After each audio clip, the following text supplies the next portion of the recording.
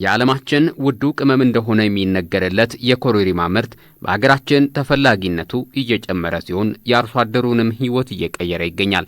በደቡብ ኢትዮጵያ ክልል በቅመማ ቅመም ሰብሎች በተለይም የኮረሪማ ምርት በብዛትና በጥራት በማምረት በጎፋ ዞን የመለኮዛ ወረዳ በግንባር ቀደምነት የሚጠቀስ አካባቢ ነው። ወረዳ በአጠቃላይ በቅመማ ቅመም ዘር በተለይ ስፔሻላይዝ የሚያደርገው መለኮዛ ወረዳ ኮረሪማ ነው እና ኮረሪማ ከ8860 ሄክታር በላይ በማሳ የተሸፈነ አለ። ከዛ ውስጥ አብዛኛው ከ5000 ሄክታር በላይ በክላስተር የለማ ነው። እንዳያችሁት የቶባ አጠቃላይ ቀበሌ በክላስተር ማለት ይቻላል አብዛኛው እንትኑ በኮረሪማ የለማ ነው። በአመት እኛ እስከ 30,000 ኩንታል በላይ ወደ ማዕከላዊ ገበያ እንልካለን። ወረዳው እንግዲህ ብዙ የሰብልና ካሽ ክሮፖች የሚመረትበት አካባቢ ነው። በተለይ ከካሽ ክሮፕ ምርቶች አንጻር ኮረሪማ በብዛት ይመረታል፣ ዝንጅብል ይመረታል። ሌሎችም የኤክስፖርት ምርቶች ይመረቱበታል። ምርታማነትን ለማሳደግ አርሶ አደሩን ዘመናዊና ውጤታማ የግብርና ስራ ማላመድ ተገቢ ነውና የመለኮዛ ወረዳ አርሶ አደሮች በሌሎች አካባቢዎች ውጤታማ ከሆኑት ልምድ ልውውጥ እንዲያደርጉ ተመቻችቶ ነበር። አርሶ አደሮቹ ደግሞ ወደ ዲላም ወደ ተለያየ ሀገሮች ልምድ ልውውጥ እንዲያደርጉ በወረዳ በጀት ተመድቦ አርሶ አደሮች እየወሰድን ልምድ ልውውጥ እያደረግን ይሄን ያህል ማሳ እንዲያለሙ እያደረግን ከፍተኛ ገቢ ነው እያገኙ ያሉት። እያንዳንዱ አርሶ አደር መኪና ያለው ቤት የሰራ እና ብዙ ገቢ እያገኘ ነውና ከኢኮኖሚ አንጻር ብዙ ለውጥ አለ በአርሶ አደር ህይወት ላይ ማለት ነው። አርሶ አደር ደነቀ ጎሹ በወረዳው ቶባ ቀበሌ ነዋሪ ሲሆኑ አሁን ላይ በ4 ሄክታር ማሳቸው ከ100 ኩንታል በላይ የኮረሪማ ምርት እንዳገኙ የገለጹ ሲሆን 32 ሰራተኞችን ከስራቸው ቀጥሮ እንደሚያሰሩም ይናገራሉ። በኮረሪማ ምርት እንደተጠቀሙም በመግለጽ ብዙ ተጠቅማለሁ። ከዚህ በፊት ወረዳው ድጋፍ አዲስ አበባ ወስጄ ወፍጮ ምናምን አንጥቼ ልጆችንም በዛው በኮረሪማ ምርት አስተምሬ የመንግስት ሰራተኛ 1-2 አውጥቻለሁ። የቀሩትም አሁን ትምህርት ላይ ናቸው። ከዛ ተመልሼ ደግሞ እንደገና አውጥቼ በ2 አመት ውስጥ አቻምና ጭኜ ቤት ሰርቻለሁ። ምርት እንግዲህ በሄክታር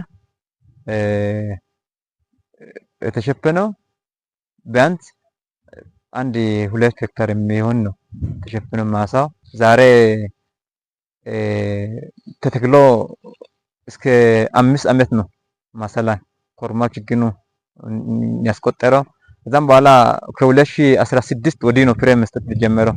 ከዛም በኋላ በ2 አመት ውስጥ ብዙ ነገሮችን ተጠቅመናል። አርሶ አደሩ በመቀጠል ዘንድሮ 30 ኩንታል የሚደርስ ኮረሪማ በመጋዘን አድርቀው ማስቀመጣቸውንና ከዚህም ከ3.5 ሚሊዮን ብር በላይ ገቢ እንደሚያገኙም ተስፋ እንዳላቸው ይናገራሉ። በቅመማ ቅመም ዘርፍ የደቡብ ኢትዮጵያ ክልል ትልቅ የመልማት አቅም እንዳለው የሚናገሩት በምክትል ርዕሰ መስተዳድር ማዕረግ የክልሉ ግብርና ቢሮ ኃላፊ ዶክተር መሪውን ፍቅሩ ለኮረሪማ ልዩ ትኩረት መሰጠቱን ይገልጻሉ። ኮረሪማ እንግዲህ ከሌሎች የግብርና ምርቶች በጣም ውድ ነው። በኪሎ እስከ 3000 ብር የሚሸጥ ነው።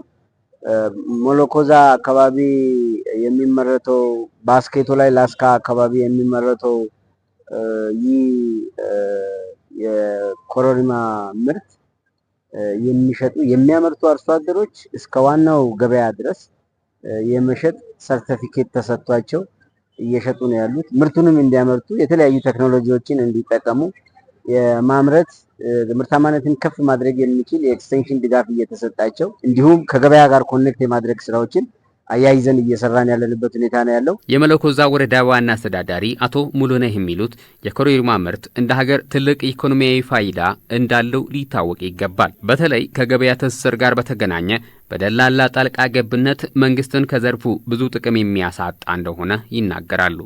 እንደ ሀገርም በደንብ የታወቀ አይመስልም። ፖቴንሻሉ የታወቀ ስላልመሰለ ነው መሰለኝ ራሱን አችሎ የገበያ ማዕከላት የሌሉ በሀገር ደረጃ ይሄንን ወደ ውጪ ኤክስፖርት የሚያደርጉ አካላትን ካለመኖር የተነሳ ባት ተቆርጦለት እየተሸጠ አይደለም። በደላላ መልክ ነው አዲስ አበባ ላይ እየተሸጠ ያለውና ይሄ ችግር መፈታት አለበት። ለዚህ ለበቂ ገበያ መሆን ምርት አለ ወደኛ አካባቢ ከ15 እስከ 20 ሺህ ሄክታር ላይ ነው ምርት የሚመረተው። አርሶ አደሩ በብዙ አይሱሲ በብዙ ኤፒሳር ጭኖ ወደ ማዕከላዊ ገበያ ይወስዳል እና ከዚህ ጋር ያለው ችግር ቢፈታ ምርቱ ቢያንስ እኛ ጋር ከ10 ቀበሌ በላይ በዚህ ምርት በክላስተር እያለማ ነው።